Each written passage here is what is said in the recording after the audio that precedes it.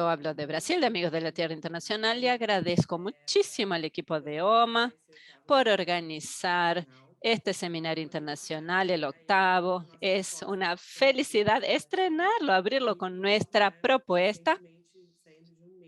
Recientemente hemos salido hace un mes de la 7ª sesión de negociación del tratado.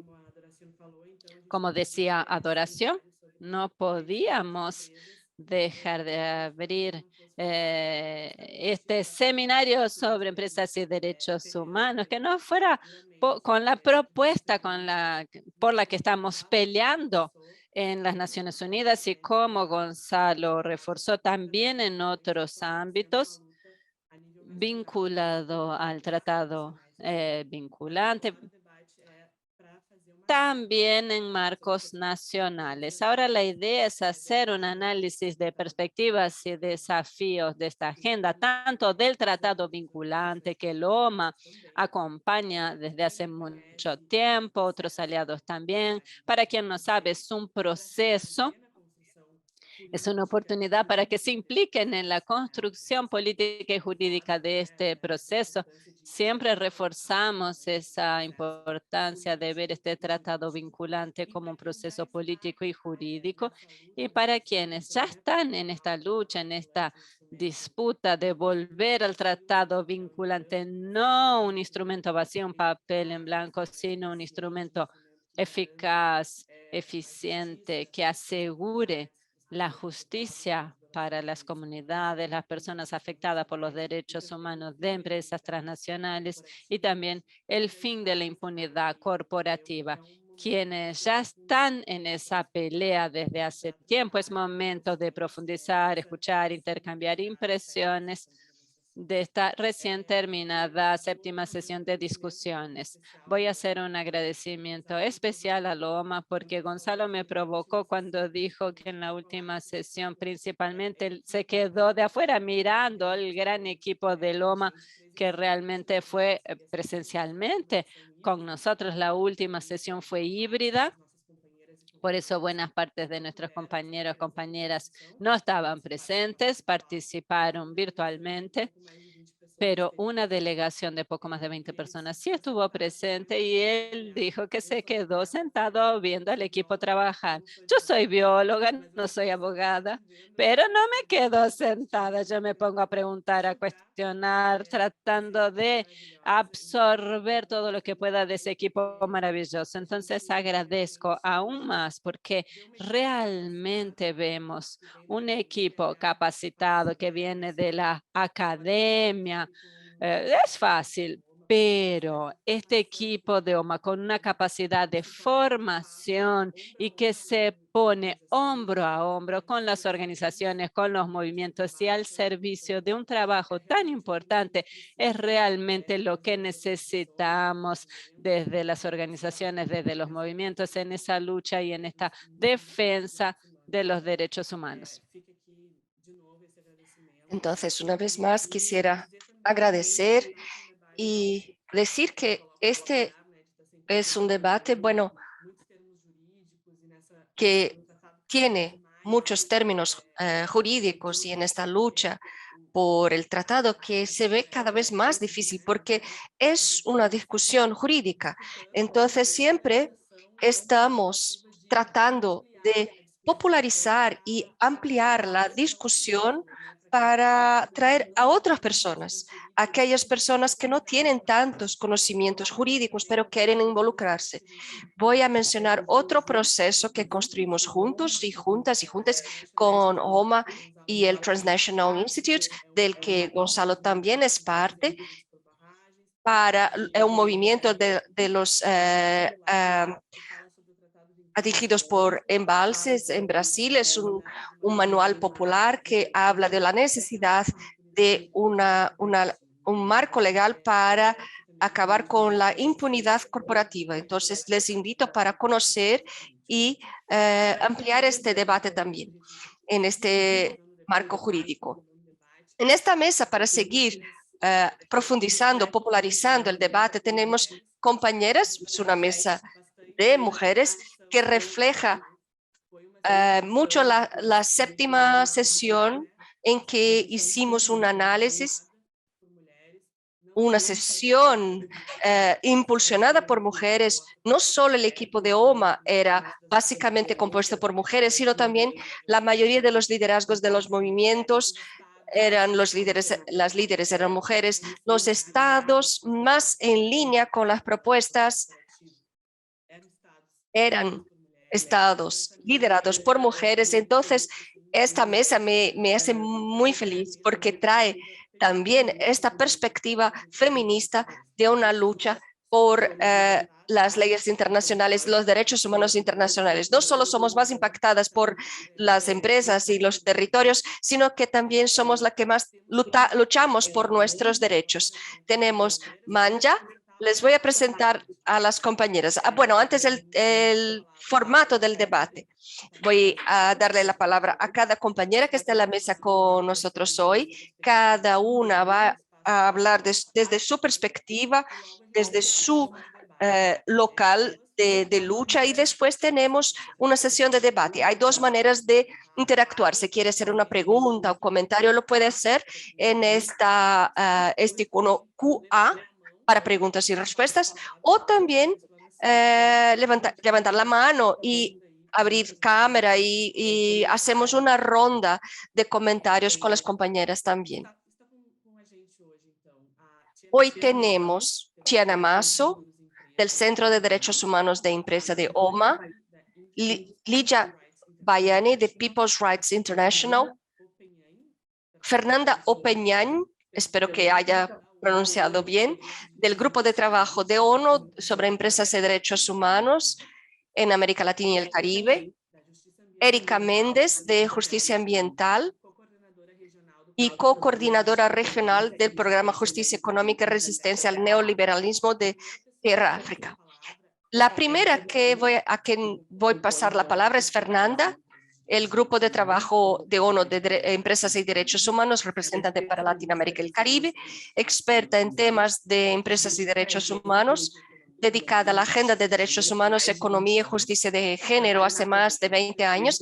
Trabaja desde el 2013, presidente de la Directiva para Derechos Económicos, Sociales y Culturales, la Red Desk, miembro de la Earth Rights International, y es parte también de la Fundación para el Premio Internacional Empresas y Derechos Humanos. Es parte también del cuerpo docente del Instituto de Liderazgos en México, de Liderazgos en México, y ha sido invitada a ser grupo de esta parte. Es socióloga con especialización en estudios americanos. Fernanda, es un gusto tenerla aquí con nosotros.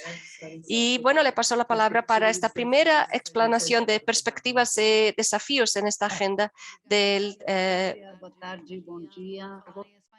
Gracias, Leticia. Bueno, voy a hablar en español, pero quisiera solo saludar a todos en portugués, porque estamos en Brasil, virtualmente, pero aún así en Brasil. Entonces, buenas tardes, buenos días a todas y a todos. Les saludo ahora mismo desde Ginebra, donde me encuentro justamente comenzando mis trabajos como integrante del grupo de trabajo de la ONU de Empresas y Derechos Humanos, representando nuestra región de América Latina y el Caribe. Apenas inició mi mandato el día 1 de noviembre, así que soy la más nueva del grupo de trabajo, y muchas y muchos nos conocemos realmente de las luchas que hemos llevado por años en materia de empresas y derechos humanos desde la sociedad civil y los movimientos sociales, que es el sector desde el que vengo, ¿no? Del cual parto para este nuevo mandato. Entonces, bueno, ojalá sepan que tienen una aliada en el grupo de trabajo y que todo lo que veníamos impulsando en conjunto desde antes lo seguiré impulsando en la medida de mis posibilidades desde este nuevo espacio. El grupo de trabajo se conformó en 2011 a partir de la adopción de los principios rectores de la ONU de Empresas y Derechos Humanos, y como imagino que la mayoría de ustedes saben, en 2014 el Consejo de Derechos Humanos de la ONU pasó esta resolución que dio inicio a las negociaciones para un instrumento jurídicamente vinculante, lo que llamamos el Binding Treaty o el tratado vinculante en español.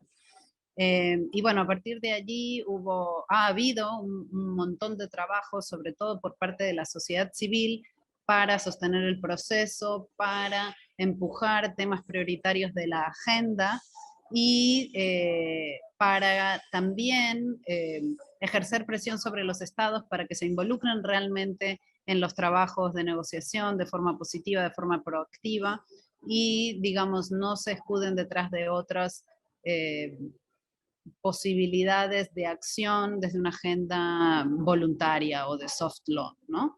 Los principios rectores de la ONU, en efecto, son voluntarios y son una agenda de legalidad blanda, vamos a decirle así. Sin embargo, desde los principios rectores, desde el grupo de trabajo particularmente, se ha promovido históricamente algo que llaman una combinación inteligente de medidas, ¿no? Y desde mi perspectiva, el hecho de tener tanto leyes nacionales, sea de debida diligencia, como nos comentaba Doración, sea de otros mecanismos para garantizar el acceso a la justicia y a remedio ante violaciones a derechos humanos por parte de empresas o en el contexto de la actividad empresarial o de las iniciativas público-privadas, así como políticas públicas, así como mejores marcos regulatorios a nivel nacional y también mejores instrumentos a nivel global, por ejemplo, un tratado legalmente vinculante, conformarían parte de esta combinación inteligente que se promueve desde el grupo de trabajo. Entonces, desde mi perspectiva, y no soy la única dentro del grupo de trabajo que piensa esto, los esfuerzos para avanzar hacia un tratado vinculantes son imprescindibles, ¿no? En esta agenda de empresas y derechos humanos y para garantizar la protección de derechos, el acceso a remedio, la prevención y también que se termine, digamos, o se avance hacia la deconstrucción de esta impunidad corporativa que hemos visto durante tantas décadas, ¿no?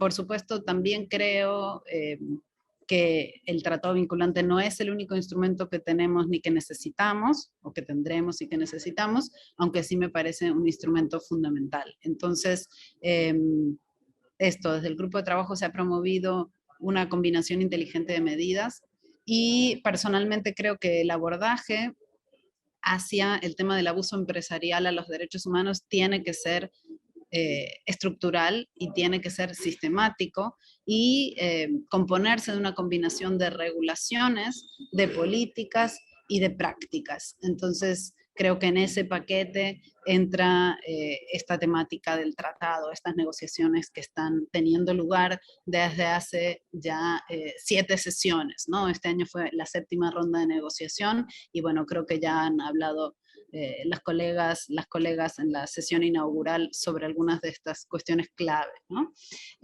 Quisiera compartirles también que el día 19 de octubre, unos días antes de las sesiones, de las 7ª sesiones de negociación, de trabajos de este grupo intergubernamental de composición abierta, en el cual participan los estados negociando este instrumento, el grupo de trabajo junto a otros procedimientos especiales, recordemos también que el grupo de trabajo de la ONU sobre empresas y derechos humanos forma parte de un paquete de mecanismos que dependen del Consejo de Derechos Humanos de la ONU, que se llaman procedimientos especiales, donde entran los grupos de expertas y expertos, como este, los expertos y expertas independientes y las relatores especiales, ¿sí? Entonces, en una comunicación pública conjunta entre el grupo de trabajo, el relator especial sobre pobreza extrema, el relator especial sobre derechos humanos y el medio ambiente, el relator especial sobre el manejo adecuado de sustancias tóxicas y peligrosas frente a los derechos humanos, y el grupo de trabajo sobre el uso de mercenarios, hicieron esta comunicación pública llamando a los estados para que participen de forma activa y constructiva en las negociaciones en esta 7ª sesión del IGWG, que es pues el nombre corto de este grupo de trabajo de composición abierta entre los gobiernos, con el fin de avanzar positivamente hacia la construcción de este instrumento legalmente vinculante. También en ese comunicado el grupo de trabajo estableció como fundamental, como prioritaria, la prevención de los abusos y habló específicamente de 3 temas. Por supuesto, el tema de la debida diligencia, que ahora, como comentaban ya mis colegas hace ratito, es un tema clave y bastante prioritario en la agenda de empresas y derechos humanos. Entonces, movernos hacia procesos obligatorios de debida diligencia en materia de derechos humanos. También se estableció la importancia de garantizar el acceso a remedio y reparación adecuada, y también se estableció el tema de la protección a personas defensoras de derechos humanos, como 3 de las prioridades en estos procesos de prevención de abusos y garantizar el acceso a remedio y justicia. Se habló también de que algunas de las bases del texto del tratado vinculante se encuentran ya en los principios rectores, es decir, que mucho de lo que se teje y de lo que se ha construido, sobre todo desde los estados impulsores, liderados por Ecuador, tiene que ver con retomar los principios rectores y darle otro nivel de profundidad y sobre todo un marco de obligatoriedad, ¿no? Entonces, también se destaca eso en esta comunicación pública y como les comentaba hace un instante, también se habla de esta combinación inteligente. Por supuesto que se destaca la importancia, la relevancia de un instrumento de estas características con el fin de abordar las asimetrías que se generan a partir de los tratados de libre comercio e inversión que le dan, digamos, derechos o facilidades a las empresas, pero que no establecen obligatoriedades, obligaciones en materia de derechos humanos, y entonces esto genera una simetría, ¿no?, de la estructura comercial, financiera, de inversión económico-financiera, y por lo tanto las empresas y las obligaciones en materia de derechos humanos. Entonces, un tratado de estas características contrarrestaría, digamos, esa asimetría que se genera a partir de, al menos como en la actualidad se establecen, se redactan y se firman los tratados de libre comercio e inversión. Y esto me parece como un punto sustantivo que también desde la sociedad civil históricamente se ha abordado en las negociaciones y en todo este impulso al avance de un tratado legalmente vinculante. Por supuesto que tener un campo de juego global nivelado, digamos, con reglas equiparables o con las mismas reglas, de alguna manera, a través de un tratado internacional legalmente vinculante, sería fundamental, un aporte clave que también se destaca en este comunicado. Y bueno, y finalmente el comunicado también y lo traigo a colación porque me parece importante, porque es la primera vez que conjuntamente el grupo de trabajo con otros procedimientos especiales hacen un statement, un posicionamiento de este tipo antes de las negociaciones del tratado y establecen claramente su apoyo al proceso, ¿no? Y esto como me parece fundamental, porque al final de esta comunicación hacen un reconocimiento de las limitaciones que ha tenido la implementación de los principios rectores, que si bien han avanzado en los últimos 10 años, realmente todavía las víctimas de abuso empresarial siguen luchando por acceder a remediación, por proteger sus derechos, por también tener garantizado el derecho a defender los derechos humanos e instan a que esto cambie urgentemente y que el tratado vinculante puede ser una oportunidad para propiciar este cambio. A mí me da gusto entrar al grupo de trabajo en este momento y en estas condiciones, justamente porque creo que hay una oportunidad de dar impulso hacia medidas obligatorias, no solamente al tratado, sino también otras, pero en materia de tratado especialmente, somos varias personas ahora mismo dentro del grupo de trabajo que ya pública y claramente nos establecemos a favor de la generación de este tratado, ¿no? Entonces, esa me parece una muy buena oportunidad que se puede aprovechar para usar también el grupo de trabajo como una de las posibles plataformas de empuje a las negociaciones del tratado, ¿no? Por supuesto que la perspectiva feminista es clave, también es parte de la agenda que yo traigo al grupo de trabajo. Soy una de las personas fundadoras de las Feministas para el Tratado, de hecho, que es este colectivo que ha crecido muchísimo con los años, que generamos un pequeño grupo en Ginebra en el año 2016. Entonces, por supuesto que la agenda de género, la agenda feminista, en todos los trabajos de empresas y derechos humanos dentro del grupo para mí va a ser fundamental, y en términos del tratado, por supuesto que creo que es un aporte fundamental que se ha hecho desde la sociedad civil históricamente. Y bueno, creo que Leticia pararía por aquí mi primera intervención, esta primera ronda, para darle lugar a las compañeras que también tengan que aportar, pero quería compartirles un poco cuál es la postura desde el grupo de trabajo, mi postura personal, que creo que muchas y muchos ya la conocen, pero un poco ratificarla, reforzarla, y bueno, cuentan con una aliada en el grupo de trabajo desde el 1 de noviembre y ojalá sigamos trabajando juntas de la mano para avanzar en la protección a derechos humanos frente a las actividades empresariales. Gracias.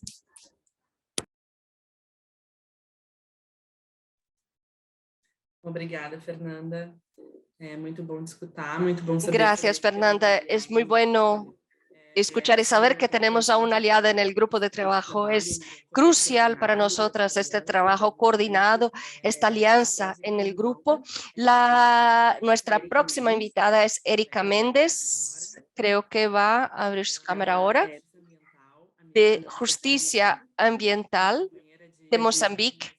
Mi compañera de organización, coordinadora regional del Programa de Justicia Económica y Resistencia al Neoliberalismo en Terra África, actúa en el trabajo de las Naciones Unidas del Tratado Vinculante desde el principio y nos va a traer la perspectiva regional de África y cómo es coordinado también este trabajo con los estados africanos. África.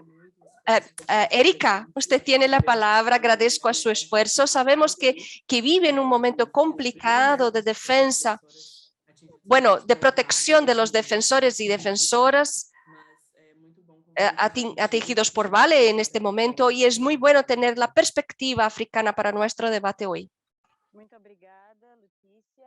Muchas gracias, Leticia. Quisiera también agradecer rápidamente a UMA porque han sido aliados fundamentales en toda esta lucha y nosotros aquí en Mozambique nos hace falta materiales en portugués sobre el tema y desde siempre contamos con OMA y las excelentes análisis, apoyos, aportes al proceso del tratado y en tema de la impunidad corporativa desde el principio. Es un gusto estar una vez más en un seminario de OMA. Para empezar, no puedo dejar de decir que en el contexto del seminario se ejemplifica muy bien por qué necesitamos a este tratado. Recién salí del Tribunal Judicial de Maquis en la provincia de Terra, Mozambique. Para los que siguen los trabajos y los crímenes de Vale, es la cuna de Vale en Mozambique y mineración de carbón. Tenemos los 4 ciudadanos que están arrestados desde sábado, un arresto aleatorio e ilegal, acusados de burlas porque hicieron una reunión con las familias que tuvieron sus casas con grietas por las explosiones de Vale, algunas que se derrumbaron y la comunidad quiere reivindicar compensaciones por los daños a sus hogares. En esta reunión la comunidad decidió que cada cual iba a donar algo equivalente a 10 céntimos de real, todos juntos dentro de sus posibilidades, para que 4 representantes de la comunidad pudieran desplazarse a las reuniones, pudieran imprimir a los documentos y desplazarse a los diferentes lugares. Por esto se han acusado de burlas a las normas. Y este es tan solo uno de los casos que tenemos aquí en Maquis, donde a menudo vemos que Vale está al lado del gobierno o respaldado por el gobierno. Sabemos que grandes empresas transnacionales como Vale tienen el poder de comprar a personas, tomadores de decisiones oficiales del gobierno, a todos los niveles, desde el Poder Judicial hasta la Policía, el Ministerio Público, la Fiscalía. Entonces, estamos haciendo el seguimiento de este proceso. Por eso no voy a poder participar aquí del seminario hasta el final, pero estoy segura de que va a ser excelente y puedo dejar aquí mis contactos. Quisiera enfatizar la importancia del proceso del tratado para la región africana. Tenemos aquí en el caso de Mozambique, que no es diferente de otros países de África y otras regiones en los que hay un contexto de democracias muy frágiles debido a décadas o siglos de colonización, guerras de liberación y guerras civiles también, y hoy de un neocolonialismo. Entonces tenemos gobiernos que son completamente cooptables por los intereses del gran capital. La Vale es tan solo un ejemplo entre tantos otros en estos países. Esta situación, entonces, que vivimos aquí, resulta en el proceso que se viene desglosando en dos frentes. Por una parte, tenemos las agencias de ayuda externa, instituciones financieras internacionales como Banco Mundial y FMI, que dan fondos de ayuda, financiación, préstamos a cambio de políticas neoliberales, de una flexibilización cada vez mayor de nuestras legislaciones contra cualquier tipo de regulación que pudiera trabar el poder de las grandes corporaciones o hacer más difíciles las inversiones, como dicen ellos, o volver a los países menos atractivos para las inversiones. El segundo frente son las grandes corporaciones transnacionales que entran con todo su aparato internacional y transnacional, con todo su poder, para usufructuar de este ambiente de desregulación e impunidad que crean estos actores de las instituciones financieras y agencias de desarrollo. Lo que vemos entonces, Matiz es un ejemplo, en el norte de Mozambique tenemos una situación de guerra también alimentada por los intereses de las grandes empresas de gas natural como Total, Enia. Este es el contexto que tenemos aquí de impunidad e incapacidad de tener acceso a la justicia a través de los sistemas nacionales. Al mismo tiempo, cada vez más comprobamos, desafortunadamente, que nuestros gobiernos sufren la pérdida de su soberanía ante estas empresas. Son una excepción los continentes que los estados que hacen todavía algún tipo de esfuerzo. Pero incluso entre los gobiernos más progresistas ¿se ha trabado ella? Sí.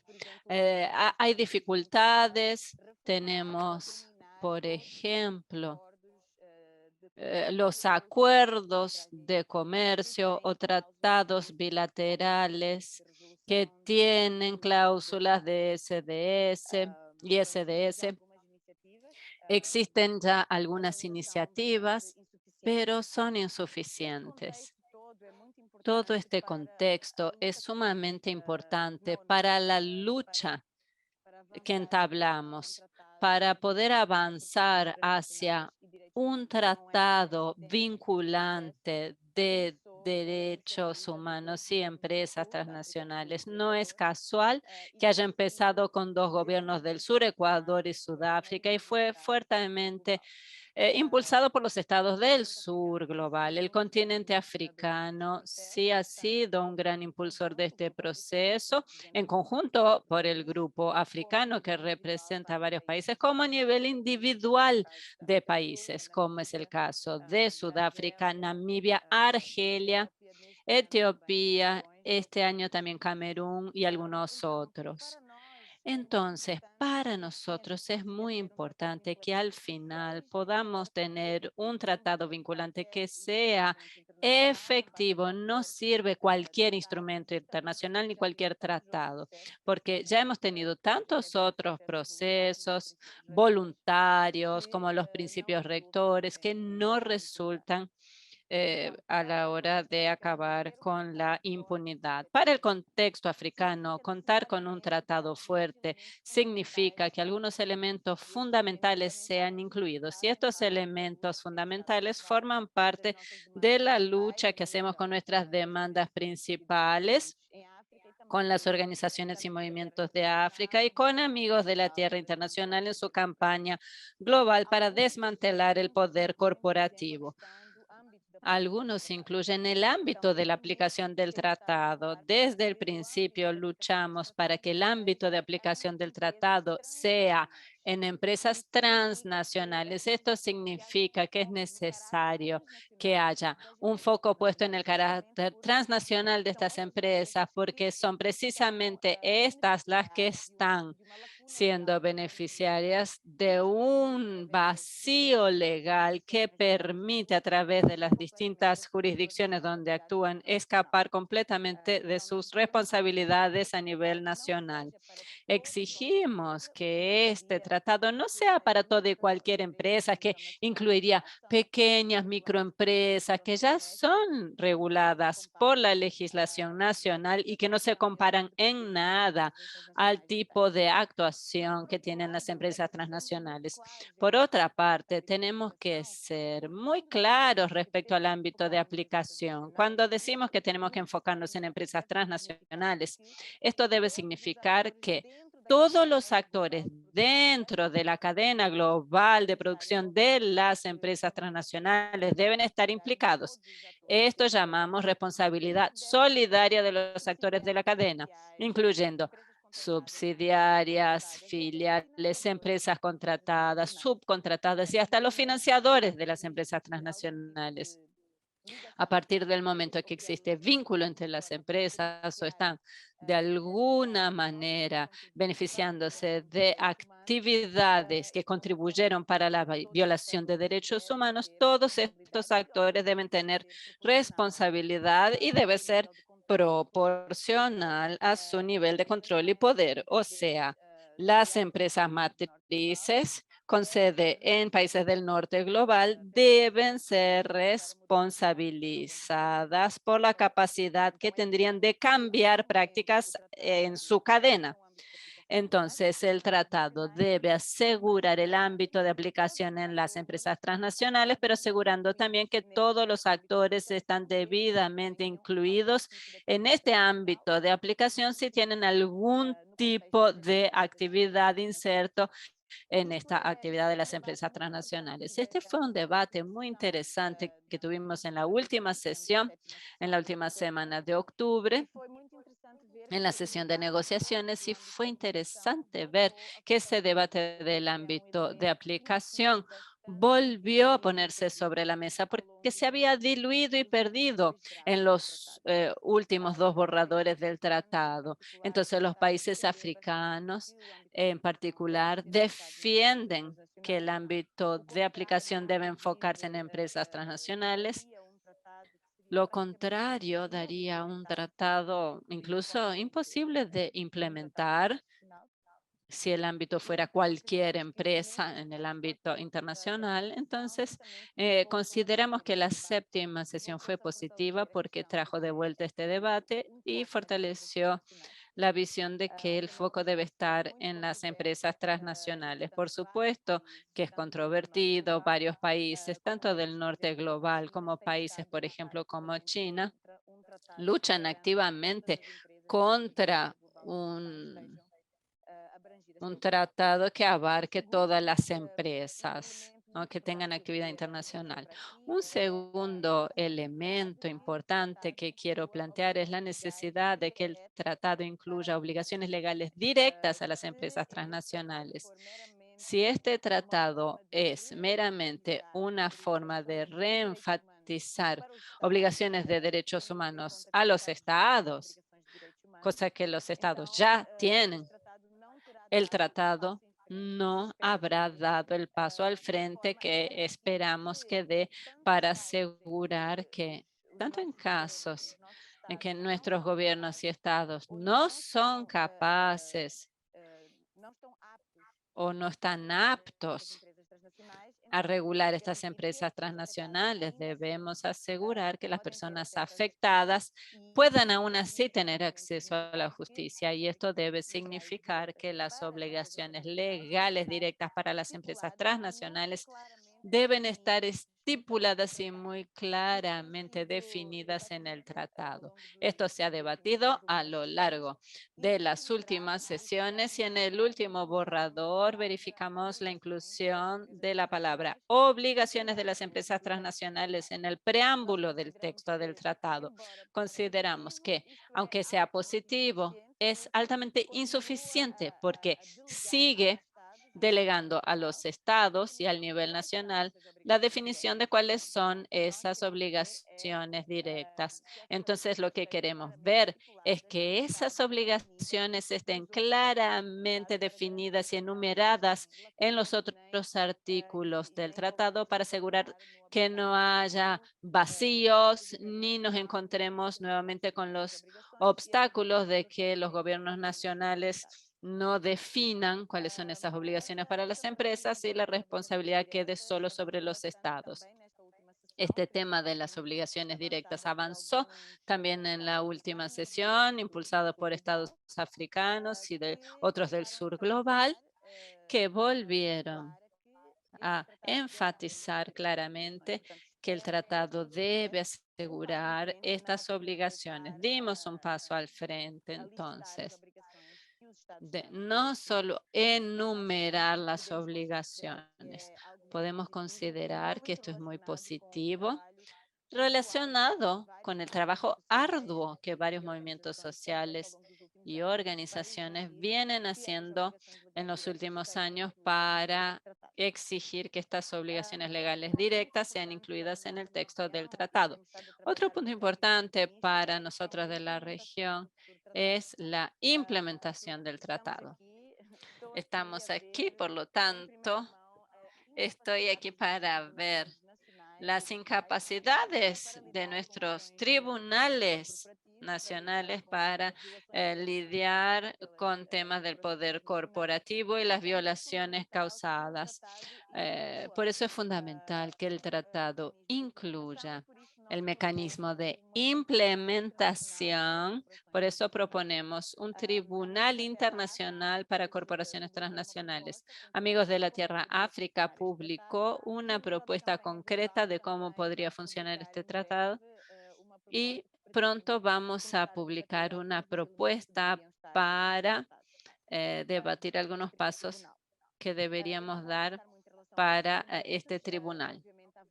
No voy a avanzar sobre otros elementos, hay muchos otros, pero sé que van a hablar aquí sobre la centralidad de los derechos de las personas afectadas y pueblos indígenas, que es fundamental para nosotros.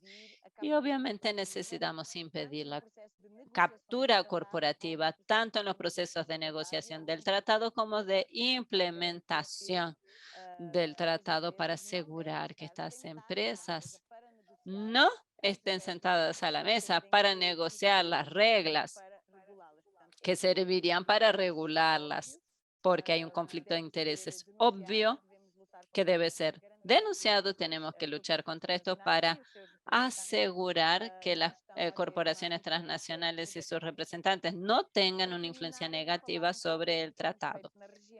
Y para terminar, voy a comentar lo que estuvimos haciendo en la región. En los últimos años estuvimos trabajando con movimientos sociales para avanzar con esta agenda. El trabajo más importante se dio en los niveles nacional y local, porque creemos que todas las luchas que entablamos en el continente deben sí tener un papel fundamental para moldear y definir cómo tiene que ser el tratado, qué tipo de disposiciones debe tener, para que sea un tratado significativo para las personas que estuvieron afectadas por las violaciones de derechos humanos. Trabajamos en distintos niveles para demostrar la captura corporativa de nuestros estados, que es el elemento fundamental de la impunidad, promovido justamente por el actual modelo socioeconómico, el capitalismo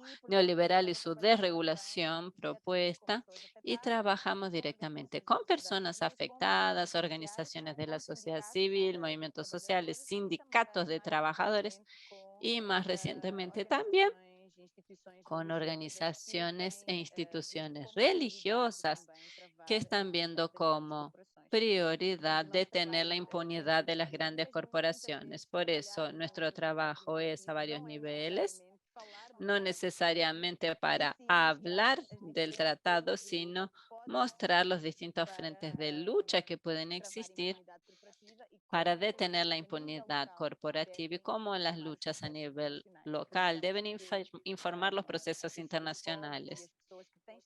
Los pueblos y las personas que han estado al frente, ¿no?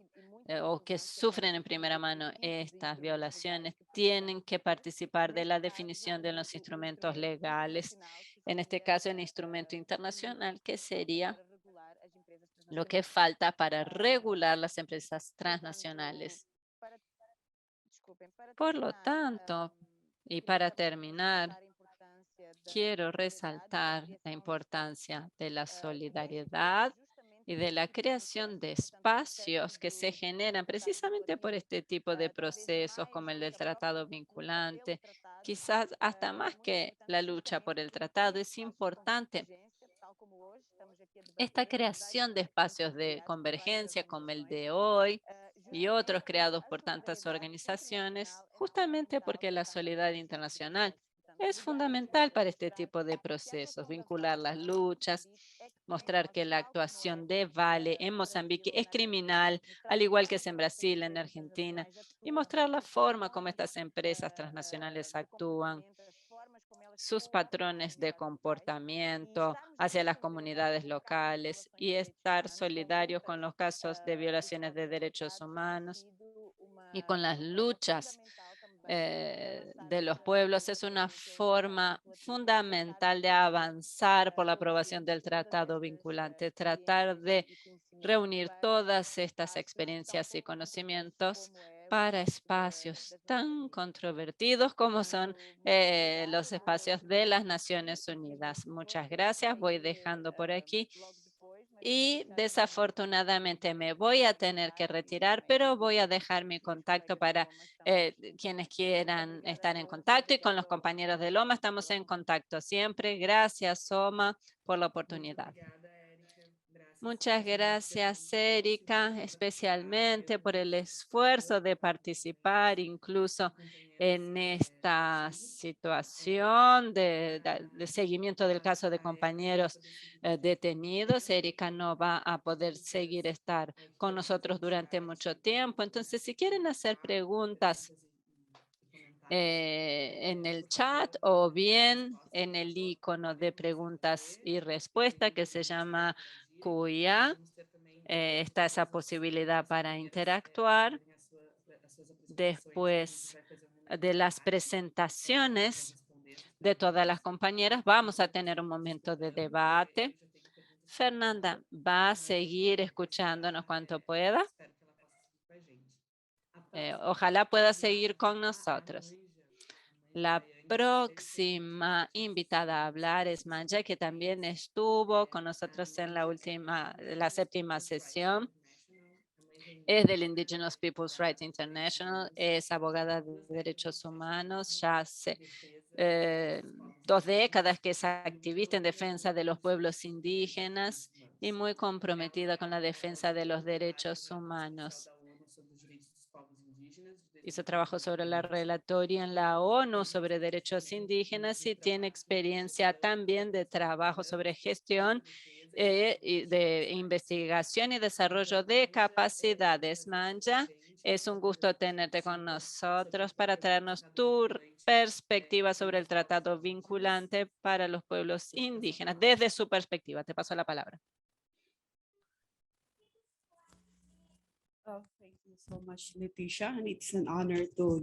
Muchas gracias, Leticia. Es un gusto juntarse a ustedes para discutir el tópico de los pueblos indígenas y un instrumento vinculante y las corporaciones transnacionales. Yo trabajo en People's Rights, Indigenous People's Rights International, que es una organización que apoya a las acciones coordinadas internacionales del medio ambiente y pueblos indígenas que ocurre en el contexto de actividades comerciales o con impunidad. La supervivencia de los pueblos indígenas sigue amenazada por las actividades corporativas que incluyen minería, exploración de crudo, deforestación, agronegocio, plaguicidas y otros. Todo esto siempre en las tierras de los pueblos indígenas sin su consentimiento. Y no hay un marco legal, sobre todo para las corporaciones, y la mayoría de los países, sus legislaciones no cubren las actividades de corporaciones internacionales. En las próximas diapositivas voy a hacer una breve presentación para cubrir a estos tópicos: la relevancia de la LBI o el instrumento propuesto por los pueblos indígenas, las actualizaciones de informaciones relevantes y las oportunidades y desafíos para los pueblos indígenas en estas negociaciones. Los tratados internacionales para regular las corporaciones deben ser enfatizados, pero no pueden dividir a los pueblos indígenas que sufren las mayores adversidades por las actividades de estos negocios. Recién recibimos información de violaciones en contra los pueblos maya de Guatemala con operaciones de minería ilegal desde 2015.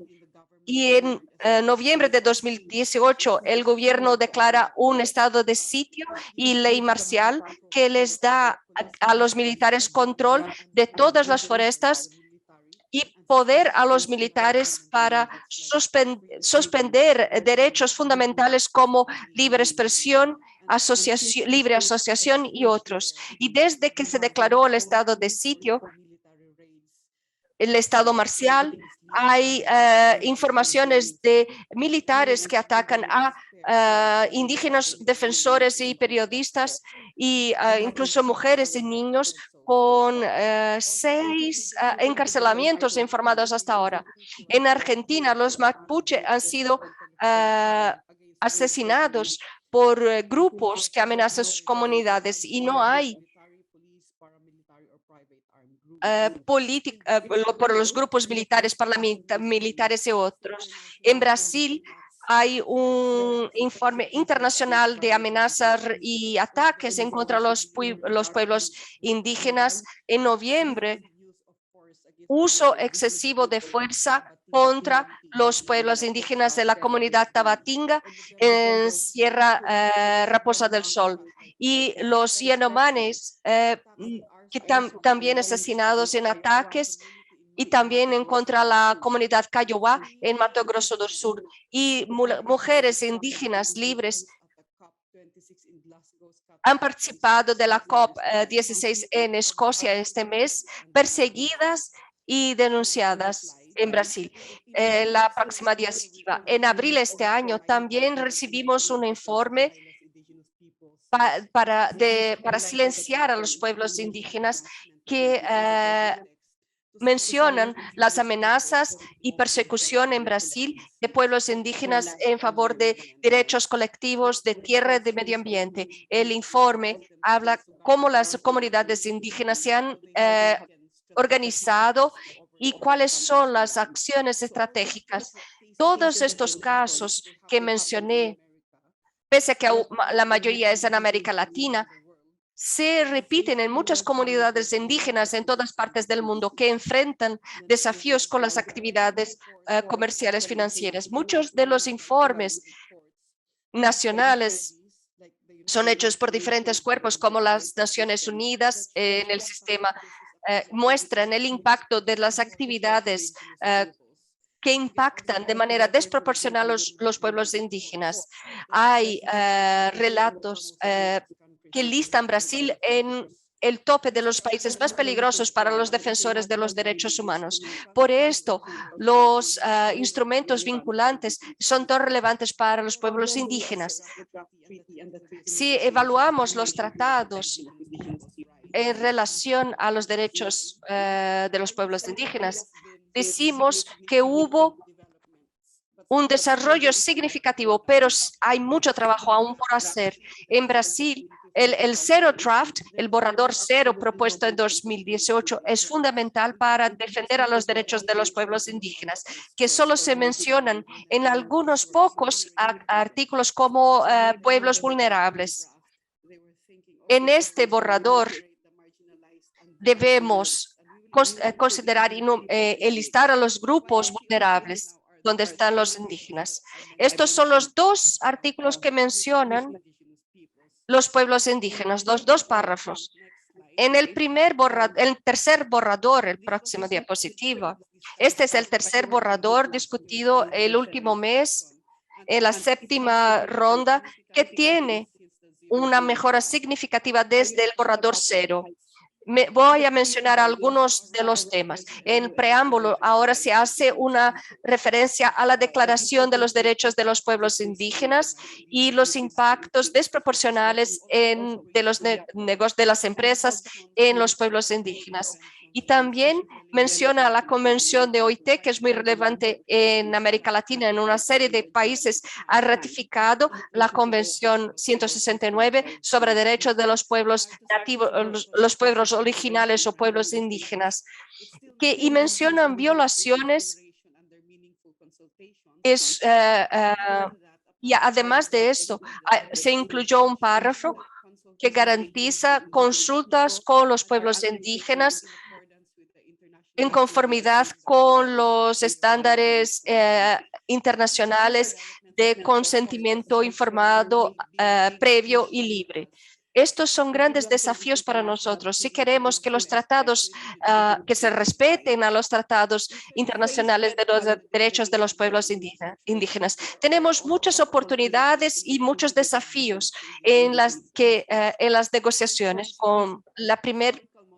Este es un momento histórico para definir los derechos humanos ante las corporaciones internacionales.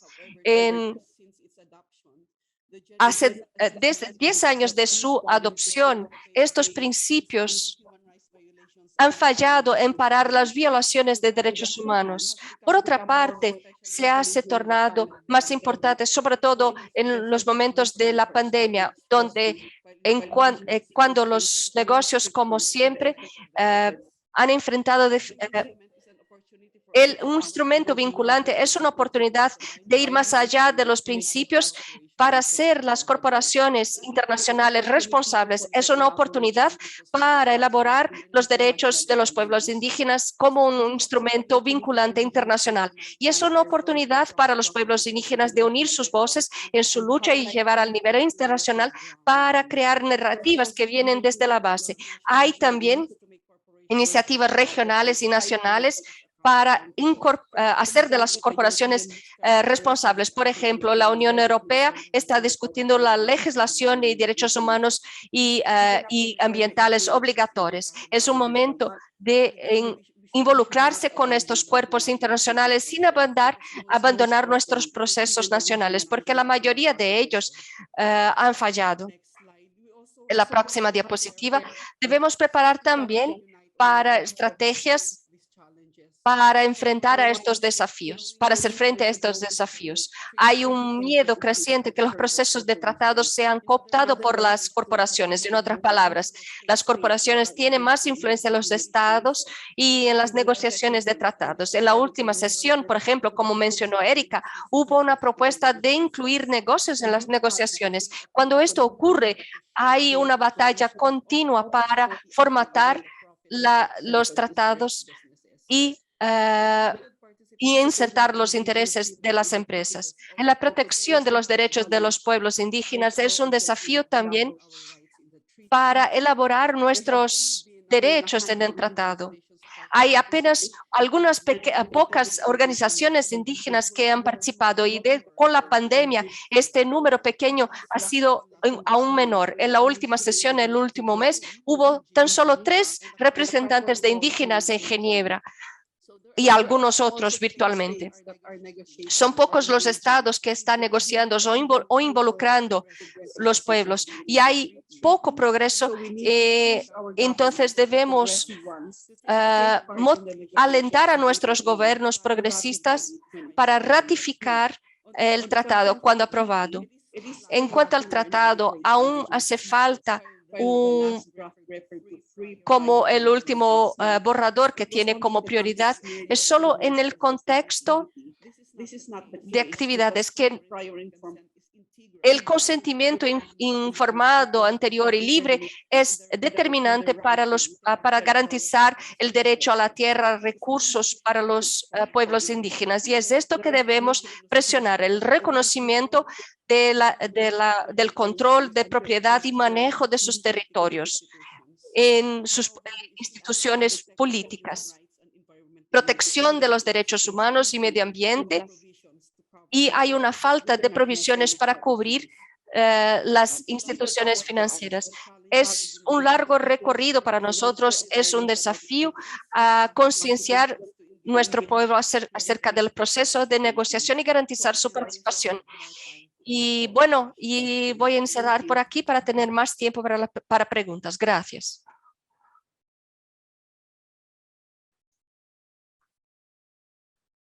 Muito obrigada, Manja. Gracias, Manja. Tenemos ya preguntas en el chat. Voy a invitar a todos para seguir con las preguntas porque después de la siguiente invitada vamos a tener un espacio para debate. La siguiente es Etna Masso, que es parte del equipo OMA, el Centro de Derechos Humanos de Empresa, y también con un grado en Derecho por la Universidad de Paraná, investigadora del grupo ECOA y abogada popular. Tatiana estuvo en la última sesión y nos va a dar un panorama general acerca de la última sesión, perspectivas, avances y retos que tenemos, y también un poco de la importancia, o seguir hablando de la importancia de este instrumento vinculante que se firme de manera eficiente, la cual hemos peleado dentro y fuera de nuestros grupos. Gracias, Chena. Buenos días, buenas tardes para Erika y Fernanda y buenas noches para Manja y para todas, todos y todas que participan.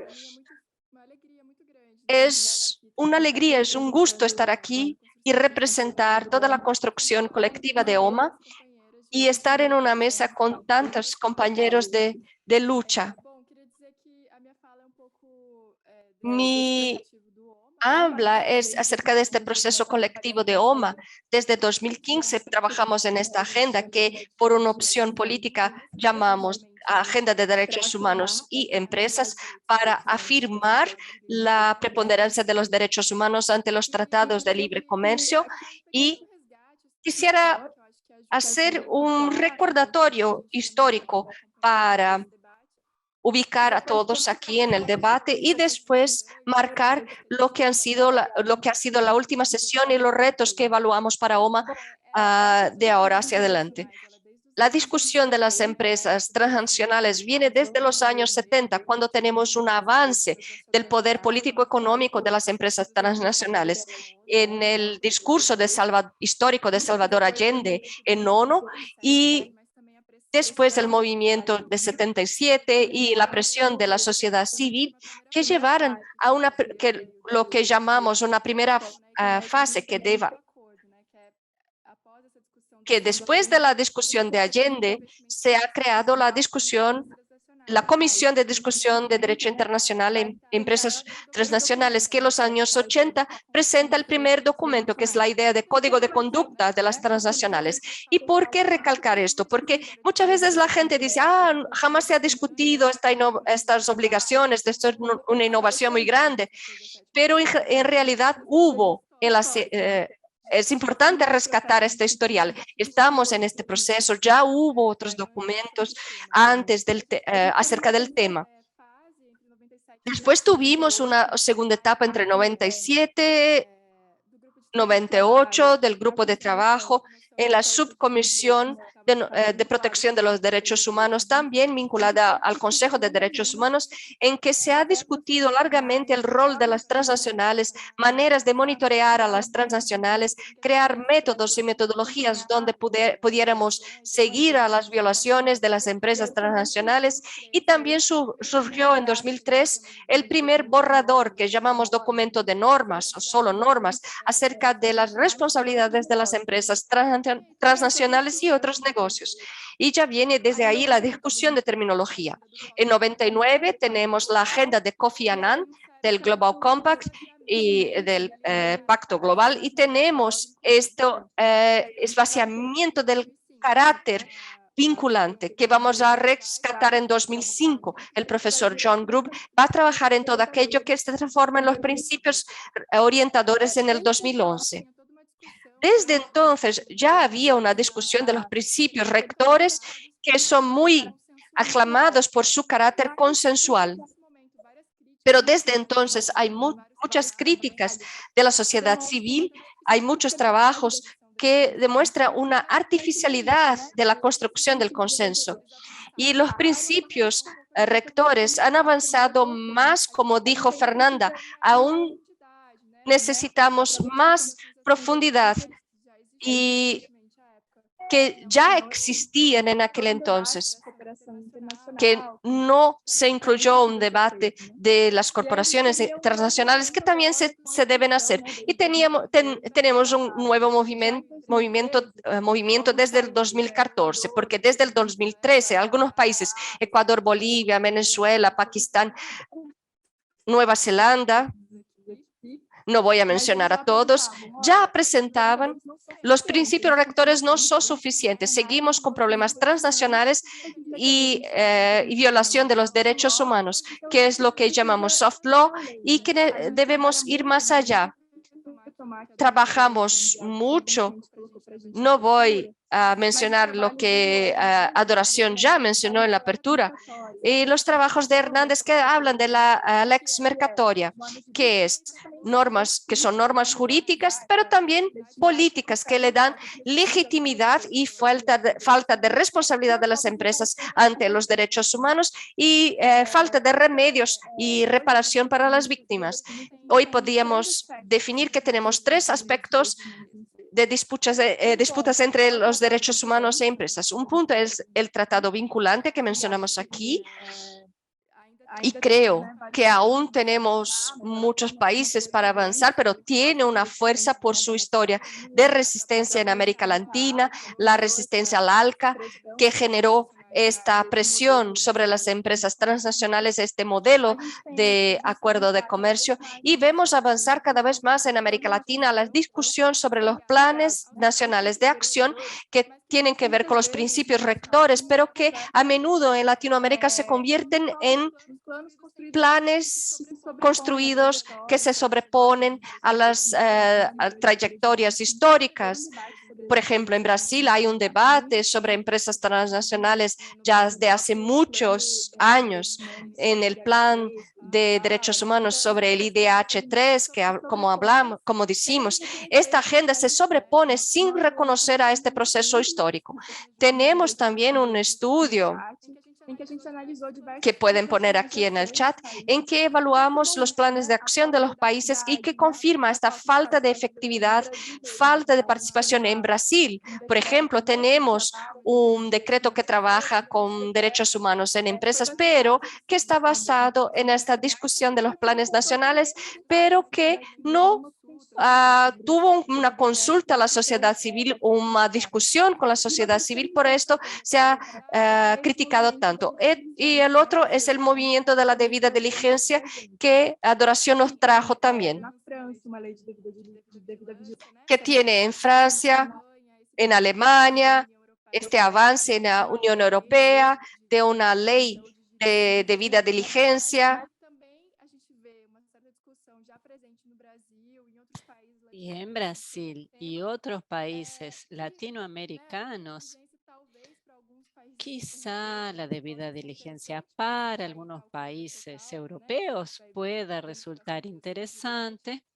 Vamos a ver este tema en los próximos días, pero ya se muestra la ineficacia de estos mecanismos en Europa, pero en América Latina se traduce aún peor por la desigualdad, ¿no? Y las prácticas predatorias más intensas de las empresas transnacionales.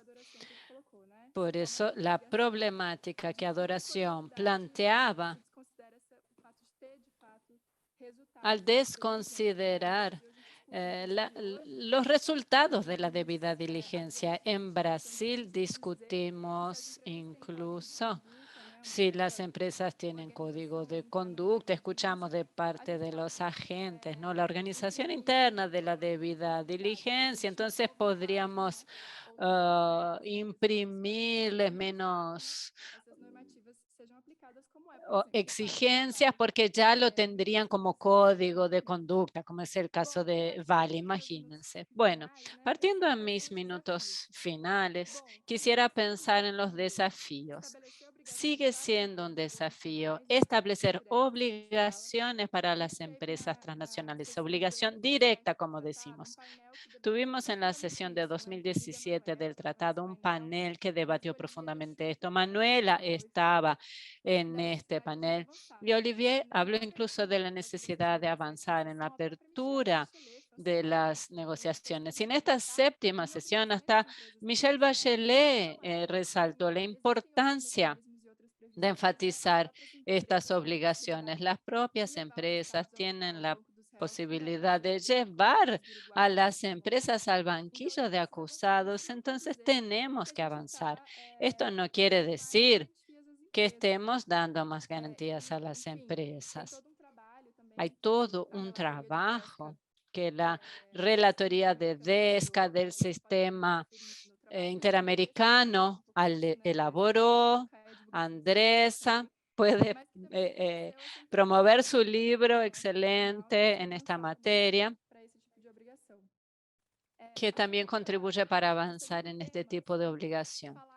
El segundo tema es hablar de violaciones de derechos humanos, ¿no? El dilema entre hablar de violación o abuso. Entendemos que es una violación de derechos humanos lo que hacen las empresas.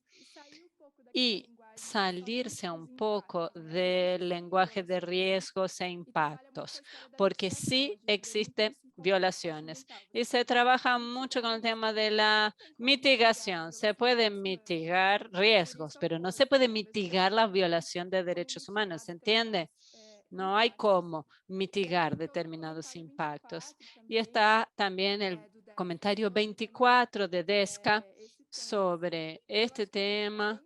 Y creo que es emblemático lo que ocurrió en Brasil, en el Vale do Rio Doce.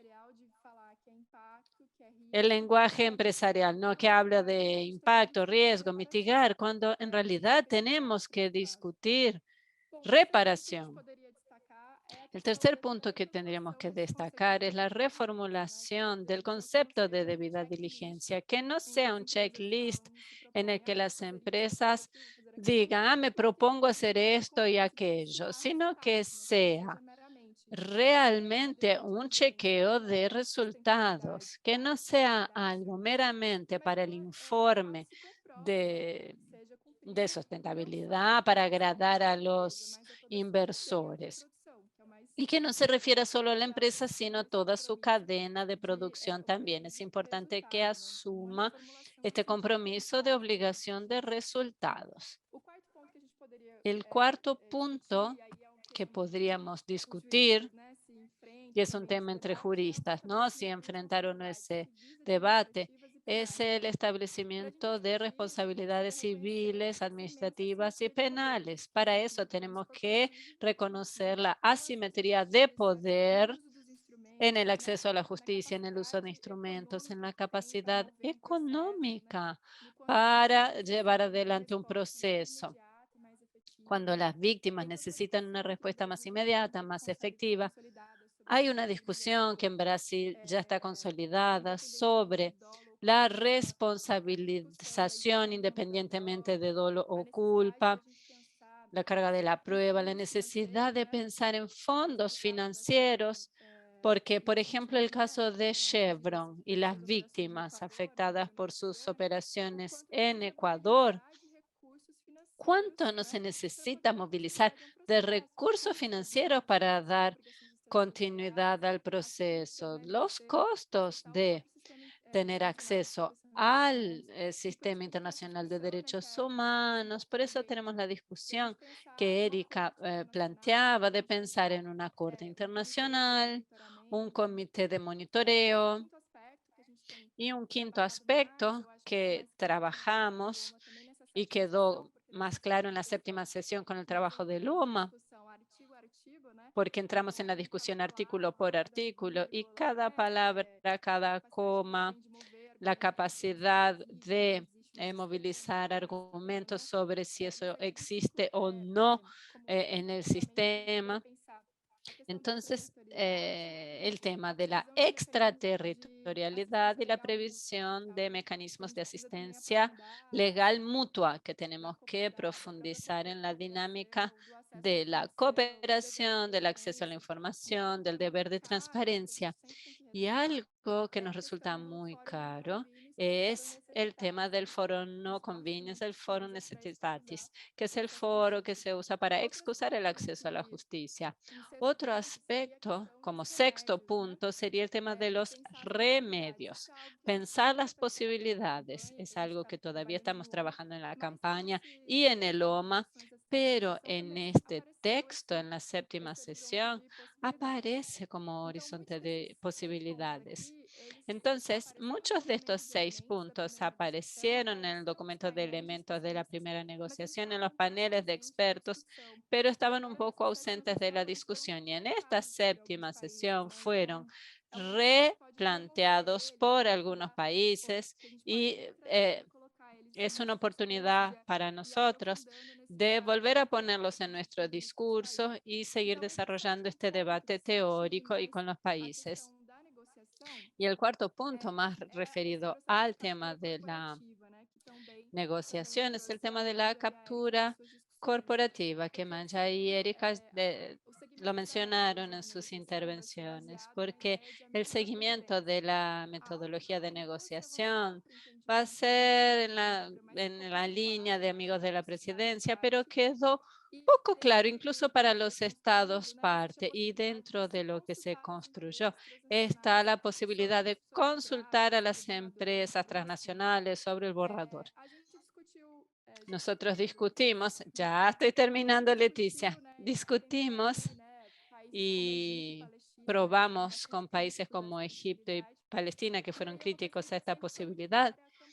Y algo que la campaña siempre presionó mucho, y el OMA también, es el tema de entender que las empresas tienen que ser responsabilidades, y si ellas entran en las negociaciones de la regla del juego, es problemático. Por eso compartimos el convenio marco del tabaco, que ya prohibía la presencia de las empresas tabacaleras en la negociación, ¿no? Y otra cosa que tenemos que enfrentar son los intentos de vaciamiento de la agenda de tratado, sea por la debida diligencia o por la discusión que apareció semanas antes de la negociación de la convención marco con la profesora Carol Brain.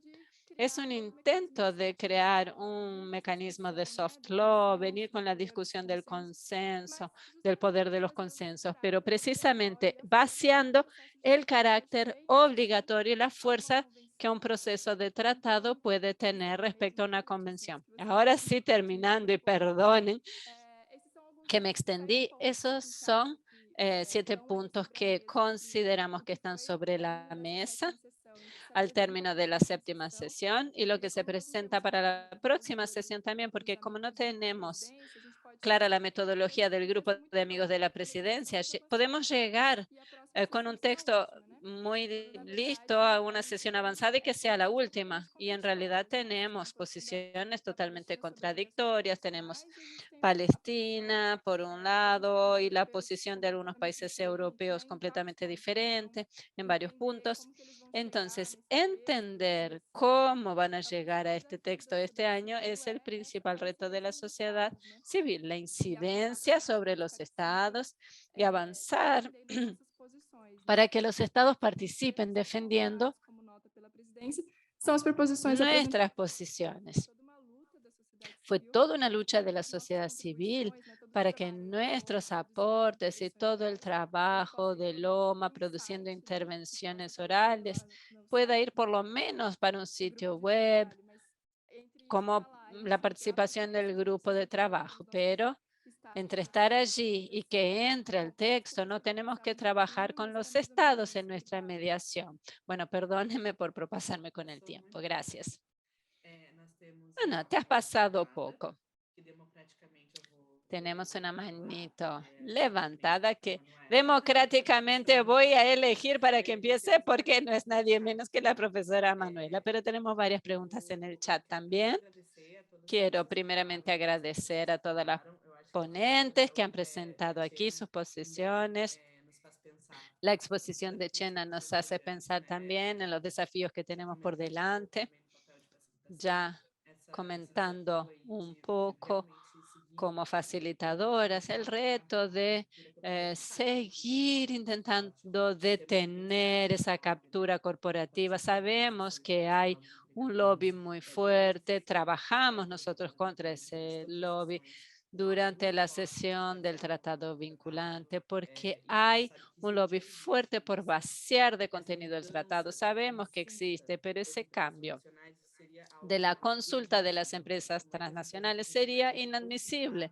¿Cómo las empresas transnacionales van a ser consultadas por un tratado que pretende regularlas? Realmente es muy interesante ese punto. Voy a hacerle después una pregunta puntual a Fernanda sobre esto, sobre los amigos de la presidencia y la captura corporativa, conflictos de intereses, pero le voy a pasar la palabra a Manuela primero y después pasamos a leer las preguntas en el chat.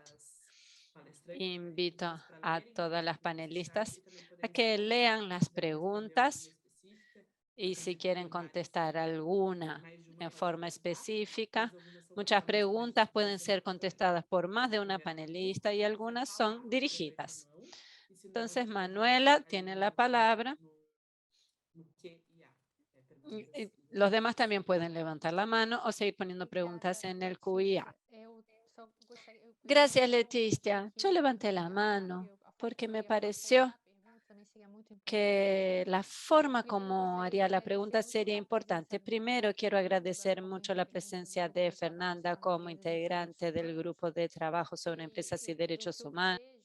Ao lidar com esse tema e interlocução, Porque às lo vezes, que veo en el sistema y en la interlocución con otros espacios académicos que tocan la temática, muchas personas defienden los principios rectores, negando la importancia del tratado. Por eso creo que su posición como miembro del grupo de trabajo sobre empresas y derechos humanos, quedó claro que existe ese grupo de trabajo sobre empresa y derechos humanos que tiene como mandato diseminar los principios rectores y hay un grupo de composición abierta formado por estados que discuten tratados sobre empresas y derechos humanos. Entonces, sería un error y es una apropiación que se da muchas veces no tanto de buena fe, incluso decir que el tratado no tiene importancia, lo importante son los principios rectores contraponiéndolos. Y Fernanda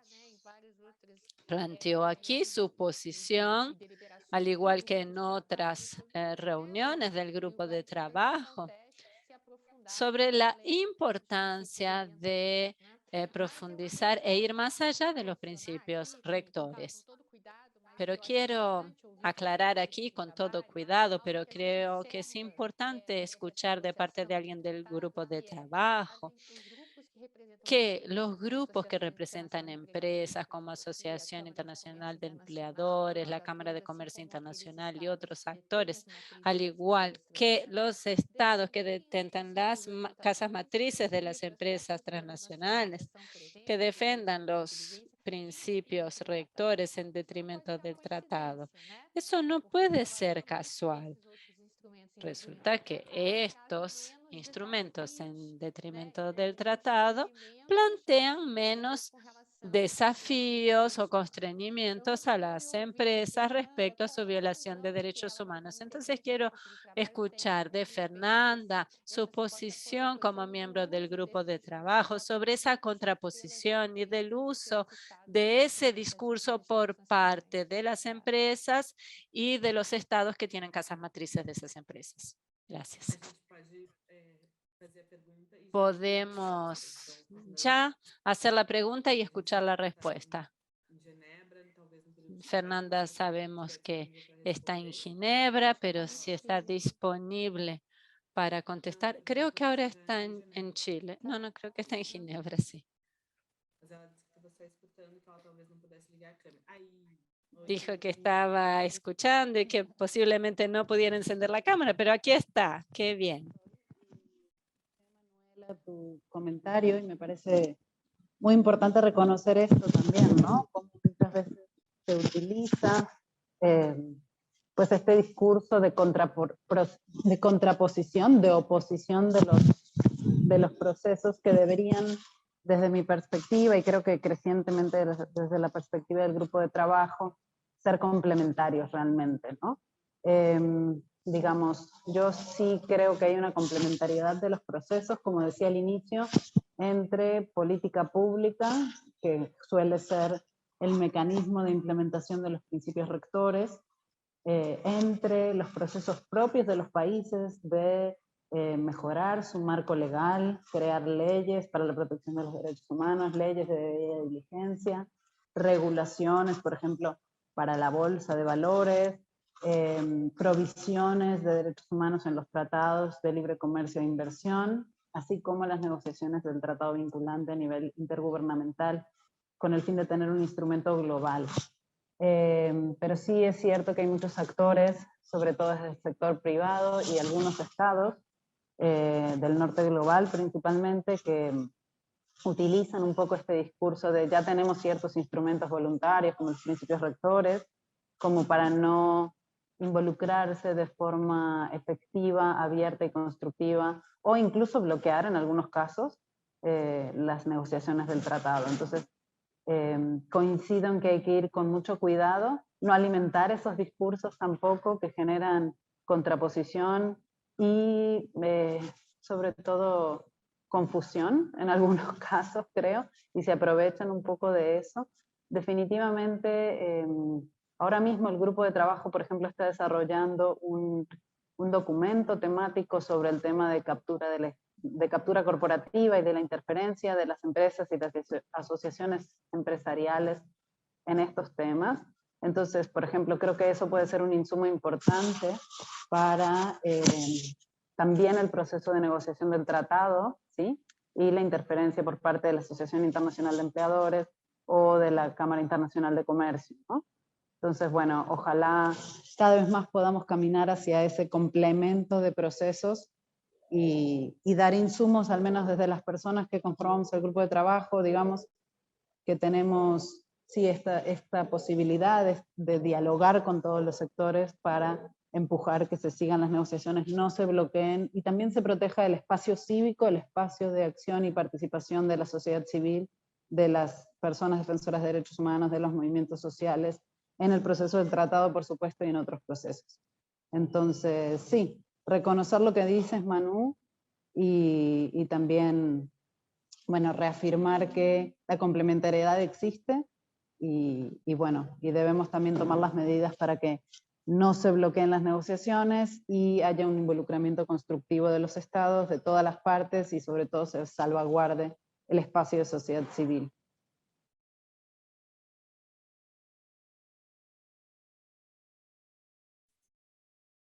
Muito obrigada, Fernanda. É ótimo te ouvir. Muchas gracias, Fernanda. Es excelente saber que sin intento de seguir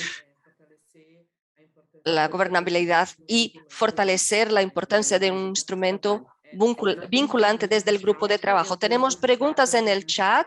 Voy a empezar por la pregunta de Renata.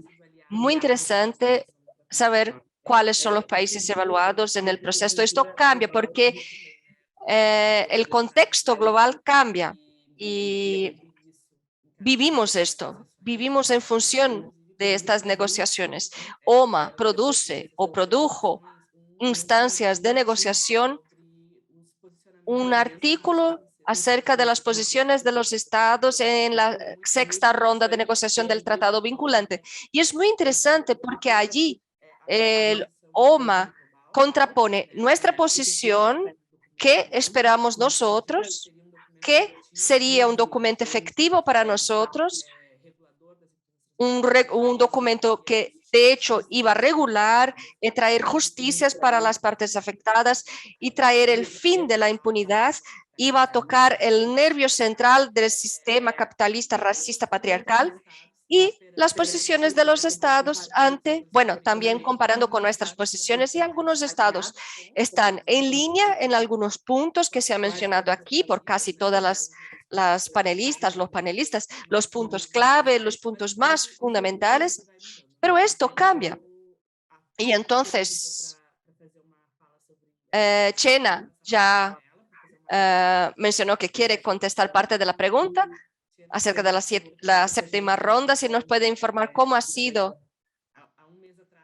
hace un mes, cómo fue la séptima ronda y la posición de los estados. Bueno, gracias por las preguntas. Palestina ha sido muy aguerrida, defendió sus posiciones, Camarones también, y otros países, Camerún, y otros países varían un poco, no todos tienen un 100% de adhesión a nuestras propuestas, pero y Libia, Namibia, Cuba, Sudáfrica sigue con un rol importante.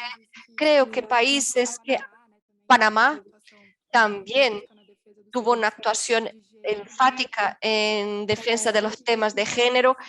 Yo diría que países que antes tenían una posición un poco más complicada han cambiado un poco, como México está un poco más abierto, salió del discurso de afirmación de los derechos rectores y de construcción. Perú también tiene la posibilidad de mejorar la posición. Depende mucho del contexto, pero yo destacaría esto. Brasil, me han preguntado la posición de Brasil. Brasil se abstuvo de votar de la resolución de la convención de la Convención 169, Brasil mejoró su posición. Brasil no hizo comentarios de género como siempre hacía, siempre cuestionaba, siempre que la sociedad civil comentaba, Brasil pedía derecho de responder. Entonces, Brasil ahora está un poco más silente, pero por la historia que tiene, podría tener un rol más protagónico, pero no está. Y bueno, para aprovechar también y contestar las dos preguntas más que tienen que ver con mi habla. El tema de los documentos de los años 80 y 90, estos documentos no han caminado. Las normas o los códigos de conducta se han abandonado, no siguieron con las negociaciones, lo que es común en el sistema internacional, vaciar una agenda con otra. Entonces, de alguna manera, esta discusión que vino después del Pacto Global vació a esta agenda. Si pensamos en el Convenio de Desarrollo de 86, se sobrepuso a otras agendas como ODS, Agenda 2030, que han vaciado la discusión inicial. Entonces, la agenda del tratado afirma esta discusión de los años 80. En cuanto a abuso y violación de derechos humanos, vulneración y violación, es que las empresas no firman los tratados de derechos humanos y por ende no tienen un compromiso con violación de derechos humanos y pueden abusar de los derechos humanos. Es un discurso que el discurso que se defiende es que abuso es algo más sutil que violación de los derechos humanos. Violación ya trae una idea de responsabilidad. Si hablamos abuso, acoso, tenemos que verificar, tenemos que cuantificar si es demasiado, si no, y conectamos esta idea de mitigar riesgos, mitigar impactos. Por ello, vamos a ver en diferentes hablas, las personas utilizan abuso o acoso y en otras violación. Por detrás de esto está esta discusión de establecer responsabilidad directa de las empresas porque hay violación de derechos humanos. Manu, por ejemplo, tiene varios trabajos acerca de esto que podemos profundizar, pero en la práctica yo diría que desde el punto de vista real, yo que trabajé por muchos años de las poblaciones atingidas por embalses han sido acosadas y han sido violadas y no reparadas. No identifico otras preguntas más, pero creo que Manja o Fernanda desafortunadamente tienen que dejarnos. Ya tenemos una mano aquí. Quisiera resaltar algo complementario a lo que contestó Chena, que al final de la quinta ronda de negociación, el último momento, me acuerdo que estábamos en el cierre del debate, la delegación de Brasil propuso que las discusiones del grupo de composición abierta fueran cerradas, o sea, ya no pudiera participar la sociedad civil. Esto se ha rechazado, se ha negado, sobre todo por Egipto. Hay estados que defienden, que valoran la posición de la sociedad civil y que beben de nuestra posición para alimentar sus propias posiciones. Y esto es lo que garantiza el cambio efectivo del texto del tratado, porque también para los que no conocen la dinámica de la negociación, los estados hablan y después habla la sociedad civil. Entonces, la posibilidad de lobby con los estados que tenemos es anterior. Entonces, sirve como un gancho para la siguiente sesión, pero es por ahí que podemos interactuar y manifestar nuestra posición y proponer un cambio de texto. Acerca de Palestina, cuando hubo esta propuesta que la aceptó la presidencia de Ecuador, la propuesta de Unión Europea de poner las empresas como consultadas en el proceso de negociación, Palestina dijo con todas las palabras que esto iba a significar conflicto de interés, cooptación del Estado por las empresas y valoró a nuestra participación como sociedad civil en un espacio de negociación. Entonces, sí hay estados que quieren vaciar a la propuesta como Estados Unidos, que defiende los principios rectores y vacía la propuesta de desarrollo sostenible y le quita el espíritu de la resolución, que es de ser un instrumento vinculante. Tenemos Unión Europea que sencillamente llama a la consulta a los estados nacionales, pero hay estados que están ahí y que nos defienden, que defienden nuestra participación. Ahora le paso la palabra a Andresa y invito a otros compañeros y compañeras para preguntar. Andresa, usted tiene la palabra. Buenos días. Quisiera decir dos cosas. Una pregunta específica para Manja y también quisiera complementar lo que Chena dijo de las violaciones o acoso. Debemos comprender que esta diferencia se ha pactuado en el marco de derechos humanos de las empresas, este marco, este consenso que les encanta decir, pero es un proceso en que jamás la sociedad civil ha consentido, pero les encanta decir que es un consenso. Pero esto no es parte de la gramática del derecho internacional. Si vamos al sistema interamericano, no hay una diferenciación. Dice violaciones y violaciones por terceros y por privados. Por supuesto, las obligaciones en temas de derechos humanos y derecho privado son diferentes. El Estado tiene una obligación también de promover a los derechos humanos y entonces también se puede responsabilizar por la violación de tercero.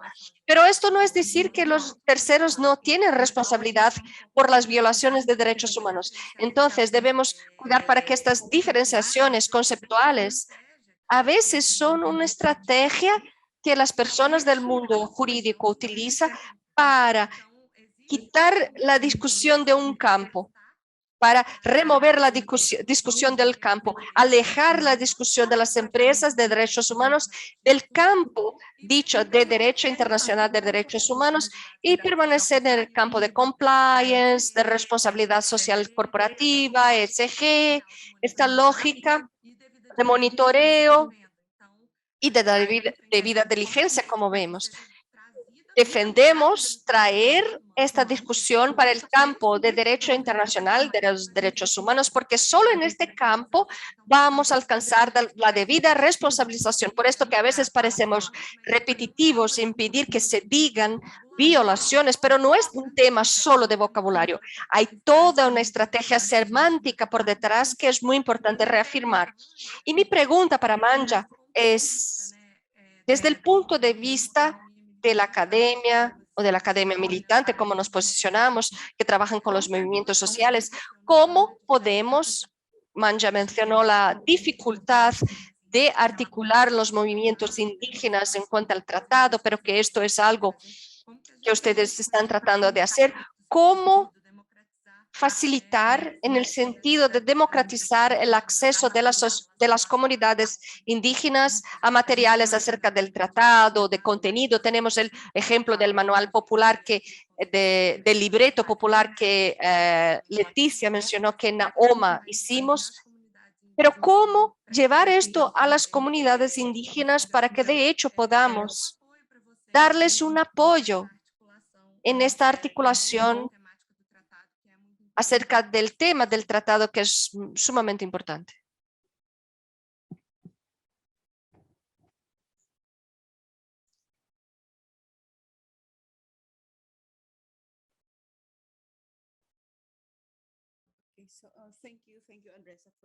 Gracias Andresa por la pregunta. La academia puede contribuir mucho como fuente de evidencia, como fuente de información para los pueblos indígenas, sobre todo si hay investigaciones y herramientas y módulos de capacitación, si hay una manera de conducir capacitaciones con comunidades indígenas o organizaciones de comunidades indígenas. La academia puede contribuir mucho para aumentar la concienciación y la capacidad de los pueblos indígenas de negociar y también de investigar información para los no indígenas, para aclarar los derechos de los pueblos indígenas, porque muchas veces es mal comprendido. Hay una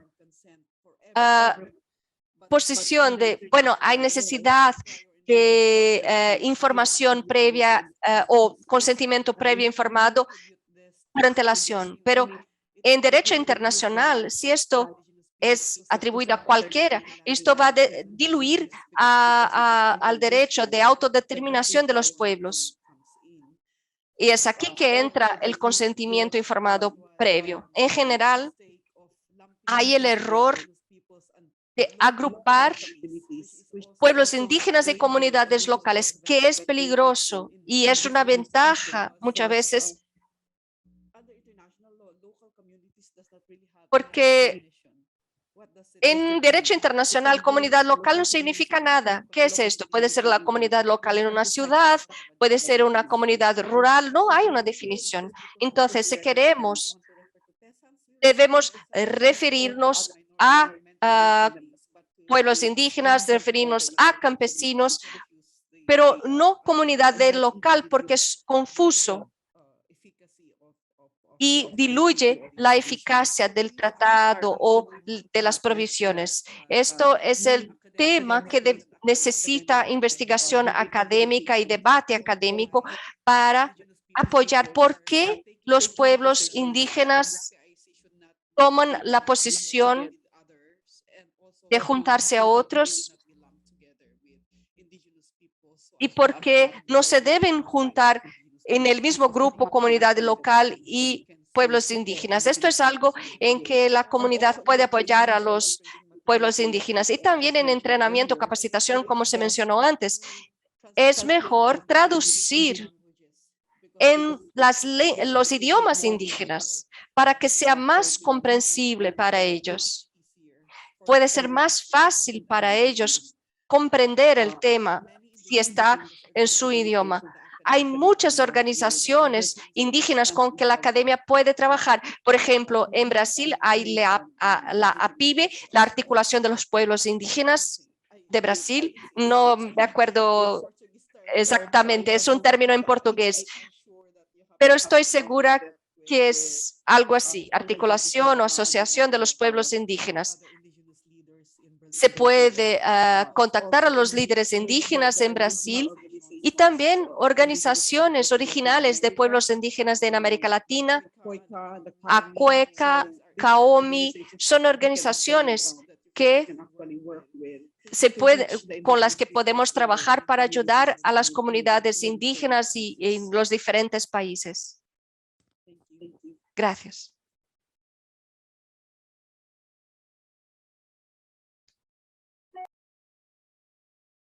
Estavam colocando o site da APIBE. Bueno, tenemos aquí en el chat el sitio web de APIBE.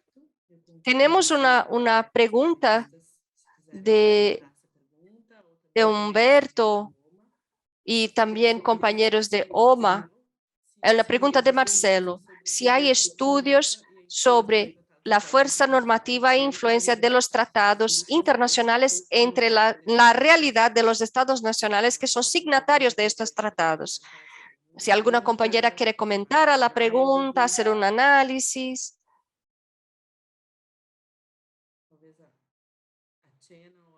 Quizás Chena o Manuela. Manuela quiere comentar porque es su línea de investigación. Bueno, no soy del panel de discusión, pero siempre que mencionamos este tema, de esta relación entre nacional e internacional, como un falso obstáculo, el tratado internacional, después pasa por el reto de ratificarse nacionalmente. Brasil no cumple con sus tratados internacionales. No sé si es este el tema, pero creo que hay algunos aspectos. Primero, un tratado no está en proceso. El tratado no está en proceso de negociación. No sabemos aún la capacidad de conformar el texto porque todavía no llegó al fin.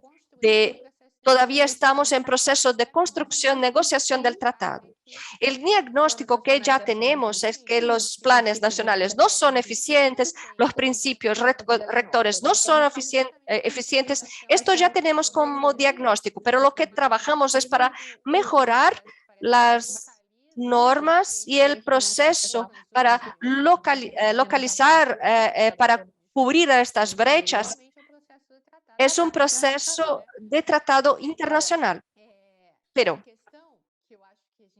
el tema que debemos observar es que lo que más no es lo que más me mueve, pero una de las cosas que me mueve para estar en este proceso es la resistencia de los representantes de las empresas y de las matrices de las empresas al tratado. Si no es capaz, por ejemplo, de resultar en cambios en ámbito nacional por el peso que los derechos humanos tienen, que tienen el potencial de adquirir, no habría resistencia.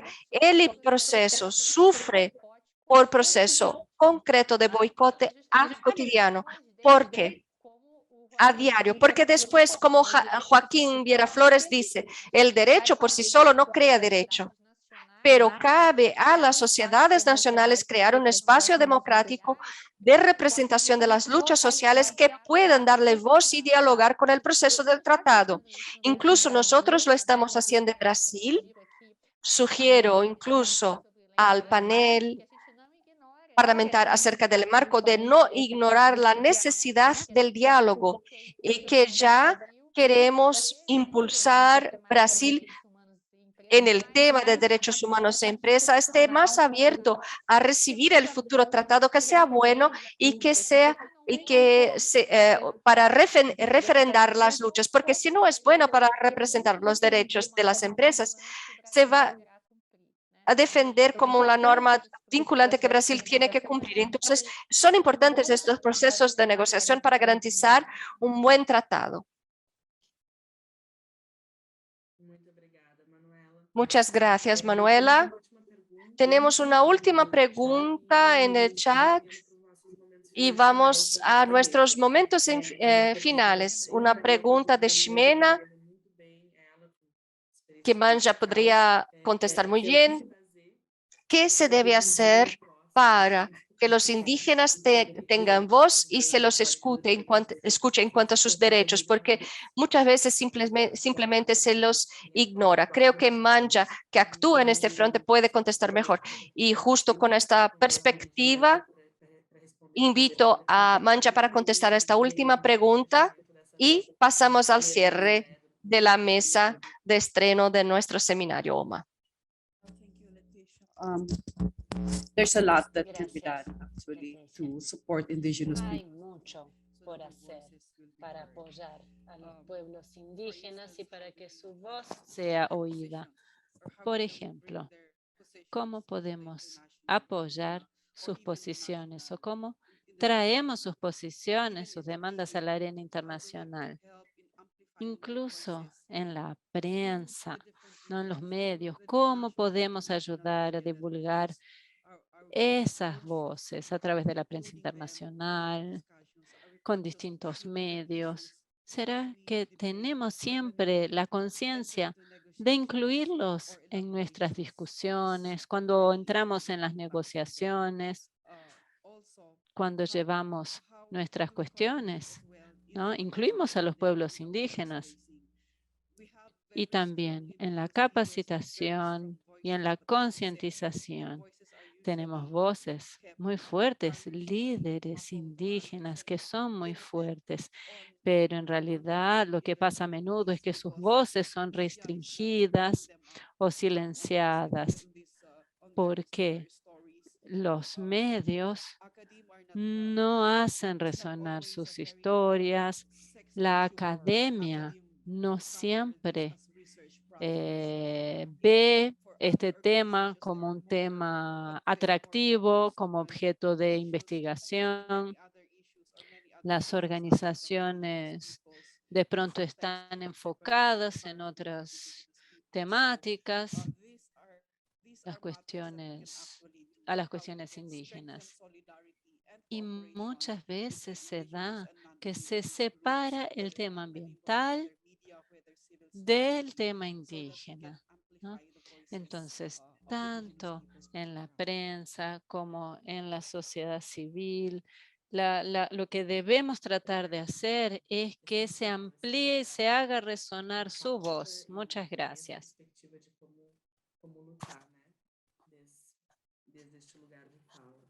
Sí, es importante situar ese lugar de habla y destacar la necesidad de amplificarlo. Quiero decir como última reflexión para que quede, ¿no? Que fue un análisis que hicimos saliendo de la sesión de negociaciones, es que realmente los últimos o el último documento que tenemos en manos ahora se transformó en una batalla campal de argumentos jurídicos. Entonces tenemos la oportunidad de ahora en adelante de seguir disputándolo porque varios argumentos volvieron a la mesa de negociación, tema de las obligaciones, en las empresas transnacionales, el alcance de los tratados, la primacía de los derechos humanos. Palestina defendió sobre los acuerdos de comercio e inversiones, que fuera garantizado en el tratado. Varios puntos que estaban perdidos desde 2017, desde el documento de elementos, un borrador allá atrás, los devolvieron a la mesa para que sean negociados. Entonces es sumamente importante que nos posicionemos, nos movilicemos y estemos al frente de esa lucha. Sabemos cómo es importante en esa disputa en el derecho internacional fortalecer ese documento, porque realmente toca puntos sensibles. El sistema capitalista. ¿Por qué, como dice Manuela, no, las empresas rechazan tanto al tratado? Entonces yo siempre cierro cuando hablo de este tema diciendo que si sabemos que todas y todes somos alcanzados por las empresas transnacionales, sabemos también que existe resistencia en todas las partes del mundo. Entonces articular esa lucha, globalizarla como esperanza es parte fundamental del proceso. Tenemos varios sectores de la sociedad articulados y movilizándose para hacer el enfrentamiento y fortalecer, no solo dentro de la ONU, sino también fuera de la ONU y seguir disputando en cada parte del mundo nuestra telaraña de resistencia. Entonces agradezco esta mesa espectacular de estreno del seminario. Invito a todos los compañeros, compañeras que están aquí. Llegamos a tener más de 100 personas participando. Hoy a las 18 horas, para quienes se inscribieron y fueron seleccionados, tendremos un taller de autonomía de los pueblos. Y mañana seguimos con el panel Negociaciones Forzadas con Andrés Carvalho Ramos, un gran nombre, Arreta, varios compañeros, compañeras sumamente potentes que van a traer aquí debates interesantísimos de la agenda de derechos humanos. Muchísimas gracias y seguimos en la lucha dentro y fuera de la academia, hombro a hombro. Gracias a todos y todas los que participaron. Quiero agradecer a toda la audiencia y a los intérpretes una vez más, que siempre tienen un trabajo muy grande, muy difícil y muy generoso. Es siempre un placer. Bueno, los aguardamos entonces en el taller y en la continuidad del seminario mañana. Un abrazo a todos. Maya, Chena, Leticia, Erika, que ya se fue, todas las participantes. Gracias, fue un placer estar aquí con ustedes. Fernanda, sí, especialmente un abrazo.